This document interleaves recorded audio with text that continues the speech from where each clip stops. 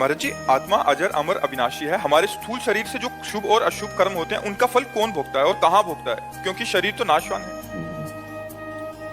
स्थूल शरीर, सूक्ष्म शरीर, कारण शरीर और तीनों शरीरों को प्रकाशित करने वाला आत्मा अब अपने स्वरूप को भूल करके अंतःकरण के मय धर्म में, अंतःकरण में 4 धर्म है।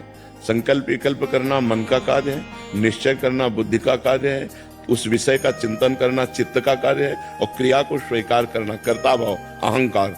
ये अंतःकरण धर्म के अहंकार में आत्मस्वरूप भ्रमित होकर के स्वीकार कर लिया और वो देह भाव को प्राप्त हो गया। जैसे आप अपने को देह मानते हैं, अगर कह दें कि मैं देह नहीं मानता तो देह के सुख दुख का आपको अनुभव होता है, तो इसका मतलब आप अपने को तो जानते नहीं, केवल देह को जानते हैं। तो जो आपका स्वरूप है वो भ्रमित होकर के अंतःकरण के अहम धर्म को स्वीकार करके देहाभिमानी बनना। अब देहाभिमानी बन करके वो सुख का कर्ता और भोक्ता अहंकार विमूढ़ आत्मा कर्ता हमिति मन्यते, मैंने ऐसा किया, मैं ऐसा करूंगा, मैं ऐसा कर सकता हूँ, इस भाव में फंसकर पुनरपि जननम पुनरपि मरणम पुनरपि जननी जठरे शयनम, उस अजन्मा अविनाशी को ये भोगना पड़ रहा है।